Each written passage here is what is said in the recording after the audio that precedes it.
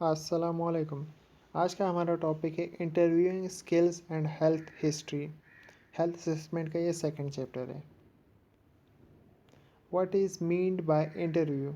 Interview से का मतलब क्या है? Interview definition: the interview is a process of communication और interaction in which the subject और interview gives the needed information verbally in a face-to-face situation. It can be used effectively to collect useful information about individual in many health problem situations.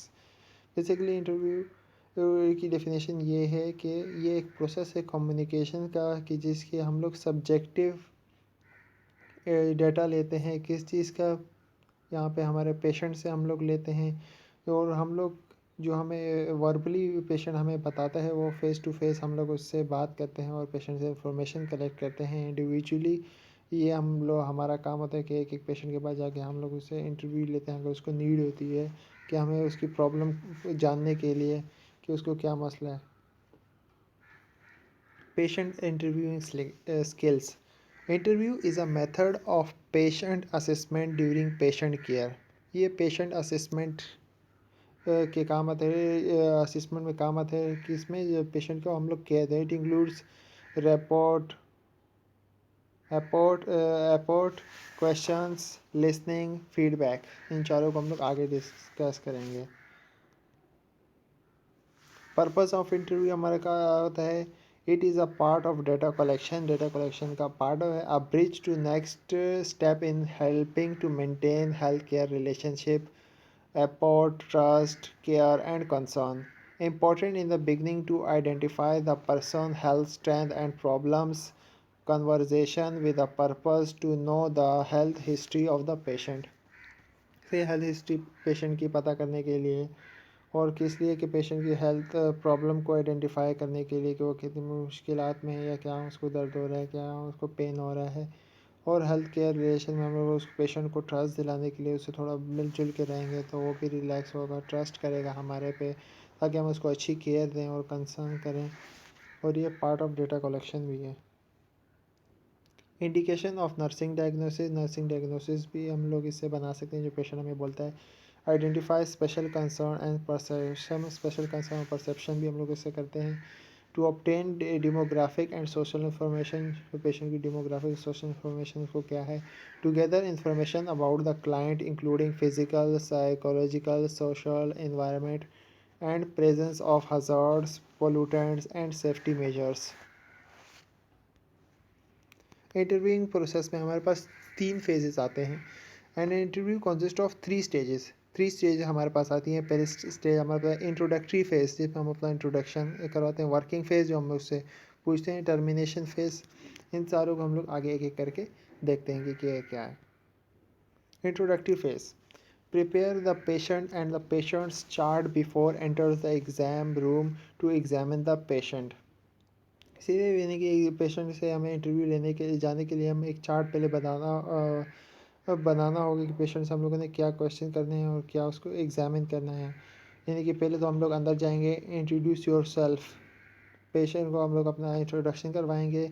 Make distance, patient और हमारे दरमियान distance होना चाहिए। Sitting position, patient को हम लोग कितनी हमें खड़े रह के लेना चाहिए, बैठ के लेना चाहिए। सिटिंग पोजीशन पेशेंट की होनी चाहिए। Set the tone and direction of the interview. सही है कि हमारी टोन क्या होनी चाहिए, डायरेक्शन हमारी कि हम लोग पेशेंट की तरफ देख रहे हैं, हम लोग कहीं और देख रहे हैं। स्टैब्लिश अ म्यूचुअल अंडरस्टैंडिंग, यानी कि पेशेंट के साथ हम लोग म्यूचुअली अंडरस्टैंडिंग पे आ रहे हैं कि नहीं आ रहे। म्यूचुअल अंडरस्टैंडिंग क्रिएट करनी है इस फेज़ में। आई कांटेक्ट बना के रखना है। अब ऐसा नहीं है कि उसकी आंखों में ये बात देखते रहो, लेकिन थोड़ा आई कांटेक्ट बना के रहना। बॉडी गेस्चर्स यानी कि बॉडी गेस्चर अपना सही रखते हैं। ऐसा ना हो कि आप लटक रहे हो, कोई इधर उधर हाथ लटक रहा हो। वर्किंग फेज़ और इससे जो कि सेकंड फेज़ है मोस्ट टाइम कंज्यूमिंग, क्योंकि इसमें ज़्यादातर टाइम कंज्यूम होता है।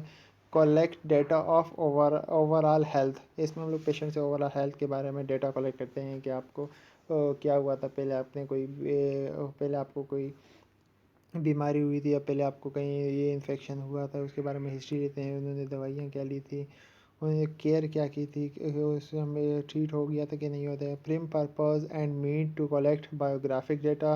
data pertaining to the client's health status and to identify and respond to client needs.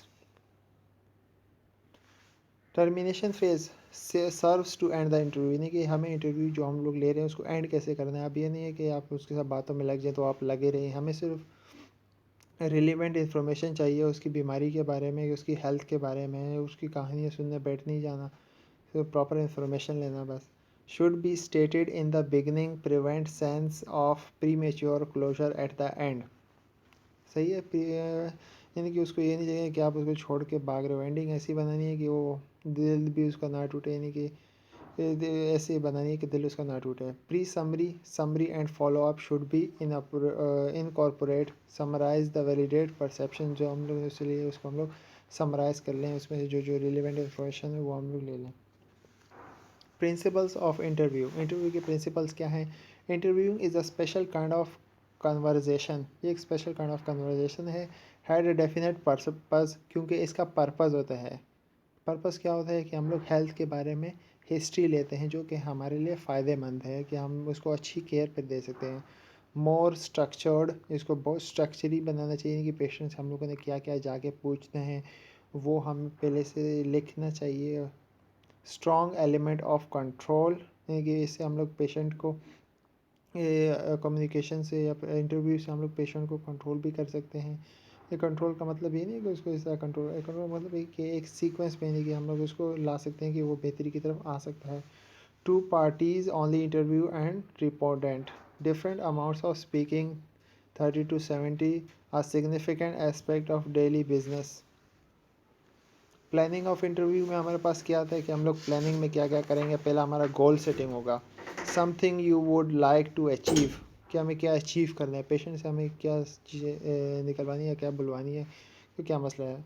Second हमारे पास good communication skills essential to, good communication skills हमारी होनी चाहिए कि हमारा एक दूसरे के साथ बात करने का तरीका हमारा अच्छा होना चाहिए। Obtain a complete and accurate patient history, उसकी कंप्लीट और एंड एक्यूरेट मतलब बिल्कुल सही हिस्ट्री लेनी चाहिए। गेन पेशेंट ट्रस्ट, पेशेंट को अपना पेशेंट का ट्रस्ट लेना चाहिए कि वो आप पर भरोसा करे। Reduce patient stress and anxiety, patient के ऊपर जो उसकी परेशानी है वो आप दूर करनी चाहिए, और जो उसको एनजाइटी है ये वो उसकी दूर होनी चाहिए। Perform exam and obtain appropriate patient feedback, exam हम लोग ये परफॉर्म करेंगे, ये पेशेंट हिस्ट्री लेंगे और अप्रोप्रिएट फीडबैक हम लोग पेशेंट का लेंगे कि आपको कोई मसला तो नहीं हुआ। Greeting introduction, opening statement and closing summary, यानी कि ओपनिंग स्टेटमेंट हमारा इंट्रोडक्टरी फेज़ कैसा होगा, यानी कि हमारा इंट्रोडक्शन कैसा होगा, हम अपना कैसे इंट्रोडक्शन उसको करवाएंगे कि पेशेंट के बाद हम लोग भी जाता हूँ, मेरा नाम ये है और मैं नर्सिंग प्रोफेशनल का हूँ।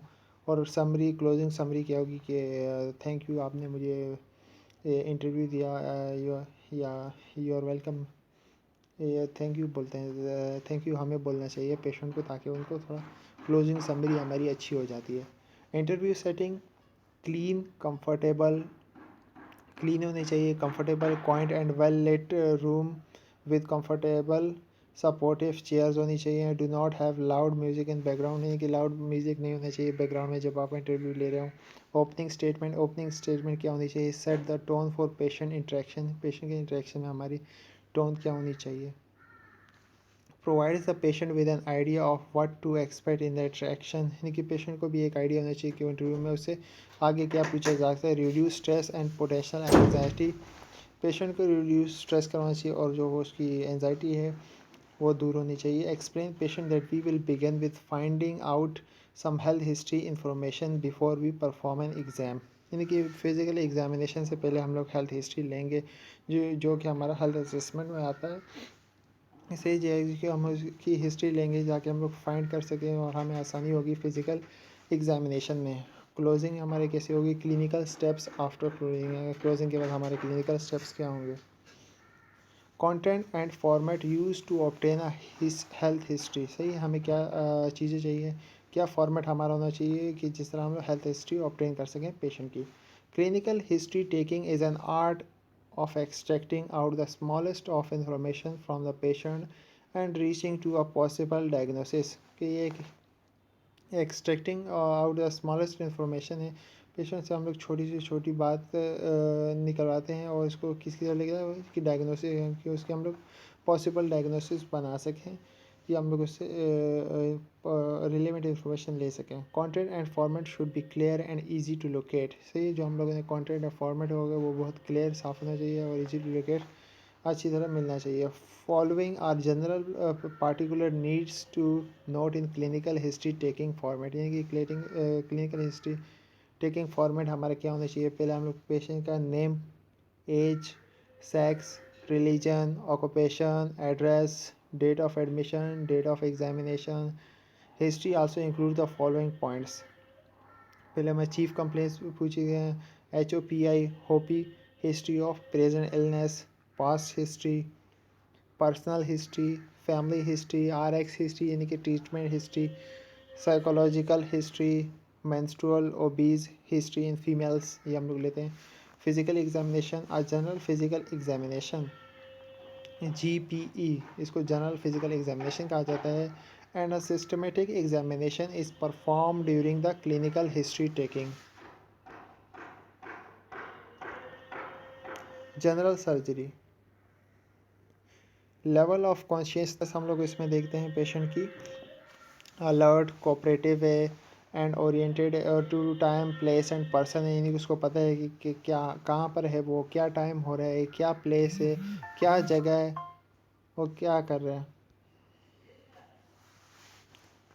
Apparent age, patient may look younger or older in his her age. Decubitus position of patient, build average, small, tall, stature, nutrition average, underweight, obese, try to get body mass index, facial appearance, ये सब चीज़ें हम लोग general सर्वे में देखते हैं। Parallel, lectures यानी कि जॉन्डिस, साइनोसिस, नेक वेन हम लोग GVP या GV गवर्नमेंट देखते हैं, GV पल्स, नेक आर्टरी जो कि कैरोटिड आर्टरी होती है हमारे एडम सेप्पल के साइड पर।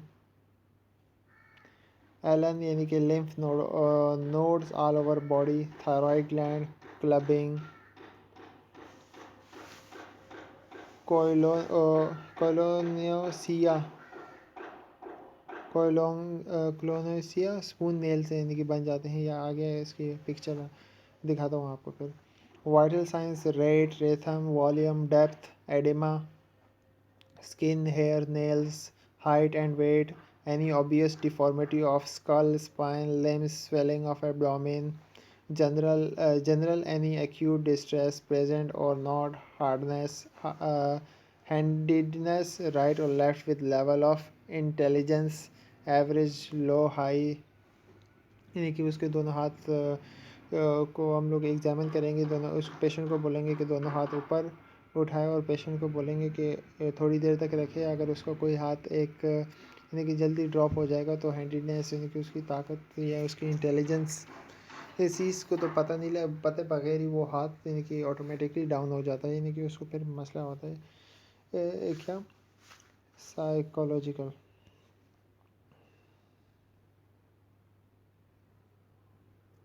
assessment of jugular venous pressure and central venous pressure। सही है, इसमें place the client in a spine position, raise the head of the bed to approximately 32 to 45 degree, shine a light across the client's neck। सही है, जो कि tangential lightning to highlight the pulsation of the internal jugular vein, to differentiate the internal jugular vein from the carotid artery, occlude the internal jugular vein with a fingertip at the base, then release। The maneuver easily eliminates the pulse wave in the internal jugular vein। यहाँ पे patient का हम लोग देखते हैं external carotid artery कौन सी है, external jugular vein को और कैरोटिड आर्टरी को किस तरह वो करेंगे, इंटरनल जुगुलर वेन को और एक्सटर्नल जुगुलर वेन को कि उनमें बीच में से कैरोटिड आर्टरी ये कि वो कैसे फाइंडिंग करेंगे। कॉमन कैरोटिड आर्टरी यहाँ पर होती है और यहाँ पर एक्सटर्नल जुगुलर वेन होती है। सेकंड इसका क्या है, locate the Meniscus, the highest point at which pulsation of the internal jugular vein can be seen. सही है, वहाँ पे हम लोग लोकेट करेंगे कि कहाँ तक पेशेंट की पल्स आ रही है इंटरनल जुगुलर वेन में. Locate the sternal angle of Loess, which can be felt as a notch at the top of the sternum. It is roughly 4 cm above the right atrium. With a centimeter rule, measure the vertical distance from the sternal angle to the meniscus of the internal jugular vein. The reading is centimeters equals to the jugular venous pressure GVP. Jugular venous pressure GVP कहलाता है, which generally does not exceed 4 cm. 4 cm से ज़्यादा exceed नहीं होता. To calculate central venous pressure CVP, central venous pressure, add 4 cm to the GVP. CVP में 4 cm plus आएंगे तो हमें central venous pressure मालूम हो जाएगा.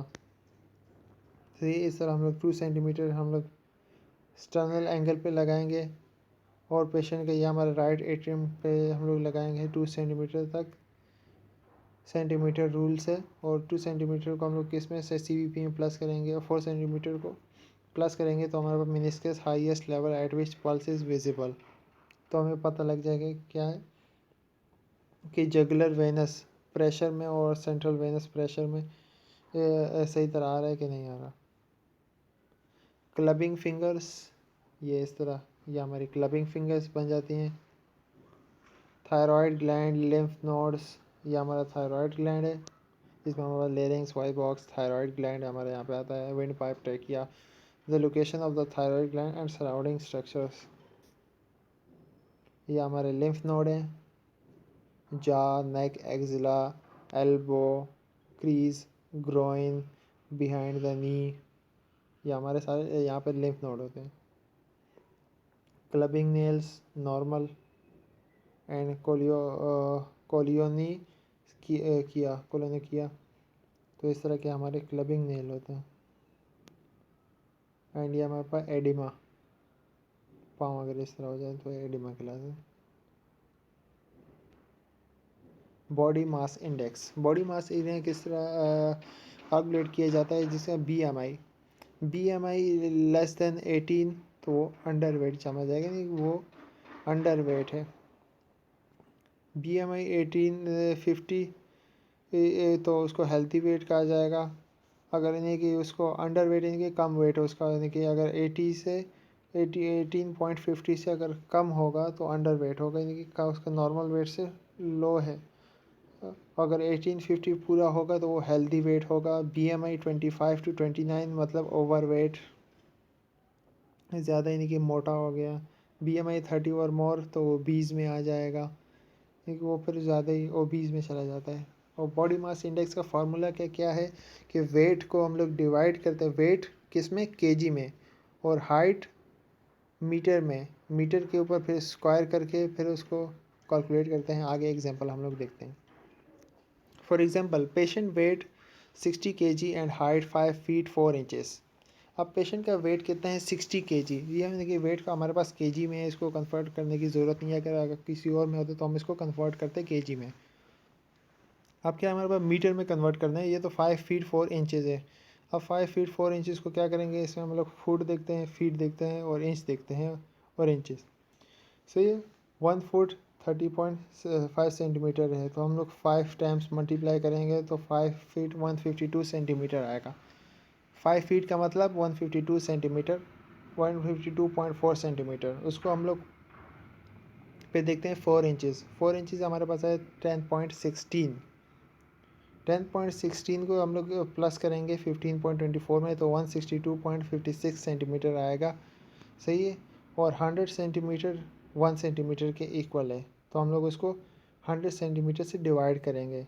100 सेंटीमीटर से डिवाइड करेंगे तो हमारे पास आएगा 1.6256 मीटर. ये हमारा मीटर आ गया. Then put into formula, formula में लगाएंगे क्योंकि हमारे पास केजी और मीटर दोनों आ गए. मीटर में हम लोग लगाएंगे वैल्यू 1.6256, उसको स्क्वायर करेंगे तो हमारे पास 2.6425 आएगा. फिर हम उसको 60 kg डिवाइडेड बाई 2.6425 तो हमारे पास 22.7, यानी कि ये ओबीज में चला जाता है, यानी कि ये ओवर वेट है, ओबेसिटी में आता है। सिस्टमेटिक एग्जामिनेशन हम लोग क्या करेंगे, CVS कार्डियोवास्कुलर सिस्टम चेक करेंगे, respiratory system, GIT gastro intestinal track system, nervous system, genito urinary system, lymphatic system, locomotor system optional होता है जिसमें bones, joints and muscles examine करते हैं। The process of investigation positive findings during the health history, the basic principles and processes of clinical evaluation of the patient क्या होती हैं। Risk assessment first and foremost depends on obtaining a comprehensive medical history in addition to physical examination, यानी कि physical examination के साथ साथ यानी कि ये भी ज़रूरी है कि हम लोग अच्छी सी और कॉम्प्रिहेंसिव मेडिकल हिस्ट्री लें ताकि हमें अच्छे से हम लोग पेशेंट को ट्रीट कर सकें, ट्रीटमेंट दे सकें और केयर कर सकें। A self-completed health history made according to the format can be useful in screening for medical conditions and risk। सही है, अगर ये सेल्फ कंप्लीटेड हम लोग खुद से बनाएंगे, पेशेंट हमने खुद अगर पेशेंट की हिस्ट्री ली होगी और बहुत अच्छी ली होगी, उसका फॉर्मेट हमारा अच्छा होगा, तो हम लोग उसके मेडिकल कंडीशंस में और रिस्क में भी काम आ सकती है। The oral health care provide oral and patient should be facing each other in a comfortable and relaxed manner during the interview.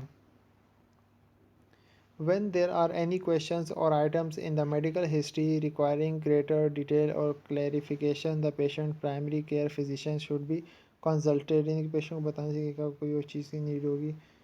तो चीफ कंप्लेंट्स पेशेंट्स की क्या होती हैं, जो कि मोस्ट कॉमनली पूछते हैं कि आपका मसला क्या है। पहले तो आने की वजह, हिस्ट्री ऑफ प्रेजेंट इलनेस का पूछेंगे कि अभी आपको क्या हुआ है। पास्ट मेडिकल हिस्ट्री पूछेंगे पेशेंट की के पास में मेडिकल हिस्ट्री क्या थी। मेडिकेशन एंड एलर्जीज पूछेंगे कि कौन सी मेडिकेशन आपने लिया, किस चीज़ से आपको एलर्जी है। रिव्यू ऑफ सिस्टम्स सारे देखेंगे, इसके 11 सिस्टम्स हैं वो भी हम लोग उसके रिव्यू करेंगे। 6 में हमारे पास फैमिली एंड सोशल हिस्ट्री हम लोग उससे पूछेंगे। पास्ट डेंटल हिस्ट्री, अगर डेंटल का पेशेंट है। फिजिकल एग्जामिनेशन का पूछेंगे। चीफ कंप्लेंट्स में हमारे पास क्या आता है। The chief complaints is the patient primary reason for seeking medical consultation and should be recorded in his her own words। सही है, उसके उनके जो हमें पेशेंट बताता है उसी के वर्ड टू वर्ड हमें लिखना चाहिए, उससे ज़्यादा यानी कि अपनी वर्डिंग नहीं डालनी चाहिए जो हमें पेशेंट बोलता है। हिस्ट्री ऑफ प्रेजेंट इलनेस क्या है सेकंड पे। The history of present illness relates directly to the chief complaint and is told from the perspective of the patient and should be collected in sufficient detail. Sufficient detail जो patient हमें पता है word to word हम लगे, उससे sufficient detail जो हमारे लिए वो हमें लेनी चाहिए। Basic elements should include as relevant to the nature of the chief complaints, for example history of onset, the duration, nature onset यानी कि कब हुआ, ड्यूरेशन कितने था, यानी कि अगर नॉर्मली हम बुखार को देखते हैं ऑनसेट कब हुआ, ड्यूरेशन क्या कितनी देर तक, नेचर क्या थी उसकी, ज़्यादा फीवर तक, क्वालिटी उसकी कैसी थी, टाइमिंग ऑफ सिम्टम्स क्या था, कॉम्प्लिकेशंस क्या होता है, पेन स्कोर क्या था, मॉडिफाइंग फैक्टर्स क्या थे, एनी ट्रीटमेंट प्रोवाइडेड, ट्रीटमेंट आपको दिया गया कि नहीं दिया गया, and whether symptoms are stable, improving और डीओरिएंटेटिंग। थर्ड में हम लोग देखते हैं past medical history. The past medical history includes all relevant aspects of a patient's health history, both past and present. Medical conditions for which a patient has received treatment, यानी कि patient की हम लोग कंडीशन देखते हैं जो अभी उसको ट्रीटमेंट मिली है उसके बारे में हम लोग पेशेंट से देखते हैं। पेशेंट को जो पहले ट्रीटमेंट मिली है उसके बारे में पेशेंट से पूछते हैं कि उसको क्या ट्रीटमेंट मिली थी। Details of treatment and over all management should be obtained, such as timing of chemotherapy cycles in a patient undergoing cancer therapy। अगर कैंसर थेरेपी का पेशेंट है तो हम लोग कीमोथेरेपी साइकिल्स का भी पूछेंगे कि वो कितनी बार करवा चुका है या कितनी बार उसको करवाया है, कितनी सीवियर है उसकी हालत, कि उसको कितनी बार करवाना पड़ता है chemotherapy. Medications and allergies, all current medications, prescription and non prescription, क्योंकि जो मेडिकेशन वो लेता है प्रिस्क्राइब जो डॉक्टर ने प्रिस्क्राइब की होती है, नॉन प्रिस्क्राइब यानी कि जो डॉक्टर ने नहीं लिखी होती फिर वो खा रहा होता है। तो over the counter herbal supplements taken on a regular basis must be listed. अगर वो रेगुलर बेसिस पर लेता है तो जो ये मेडिकेशन प्रिस्क्रिप्शंस और नॉन प्रिस्क्रिप्शन लेता है डेली बेसिस वो भी लिखनी चाहिए।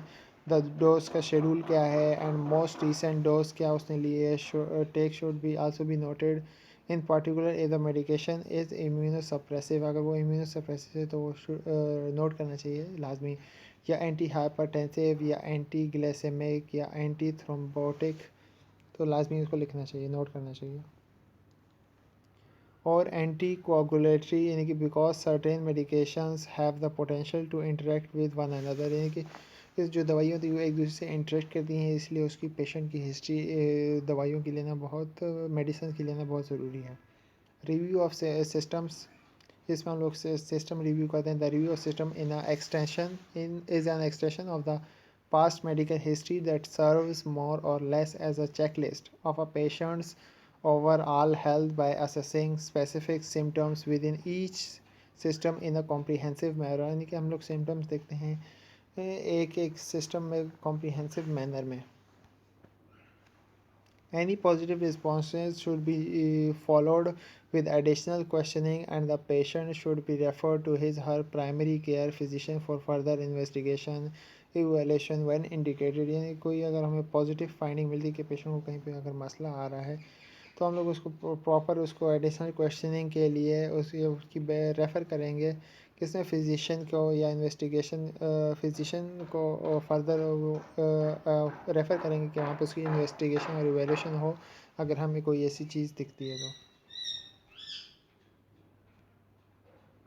टिप्स और सक्सेसफुल इंटरव्यू के लिए टिप्स, कुछ टिप्स दी गई हैं. Private area without interruptions, patient के प्राइवेट एरिया होना चाहिए कि कोई आपको इंटरप्ट ना कर सके इंटरव्यू के दौरान. Develop plan before interview, interview से पहले प्लान डेवलप करना चाहिए. Search for patient history, patient की हिस्ट्री अगर आपके पास फाइल उसकी पड़ी है, उसकी क्रॉनिक प्रॉब्लम्स है, उसकी मेडिकेशन है, तो आप पहले से ही वो लिख सकते हैं. Use broad knowledge based look up disease drugs test etcetera, यानी कि ब्रॉड नॉलेज आपको होनी चाहिए किसके बारे में, डिजीज़ के बारे में, ड्रग्स के बारे में, टेस्ट के बारे में, ETC.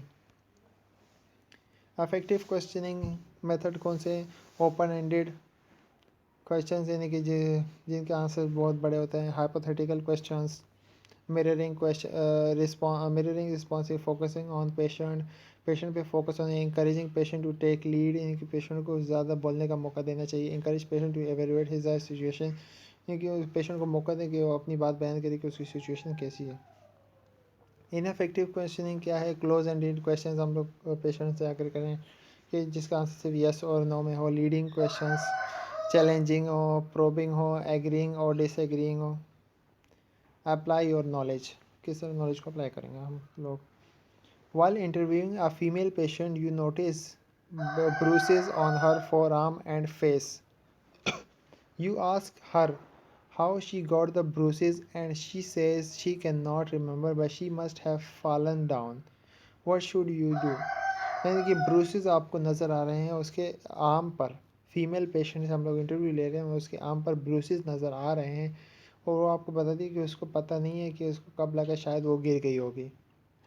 तो आपको क्या करना चाहिए. ब्रूसेस, ब्रूसेस बेसिकली क्या है, may be a sign of abuse. Bruises के गिरने की वजह से नहीं बनते, ये साइन ऑफ एब्यूज़ है. You should notify the physician if immediately if you suspect any type of abuse.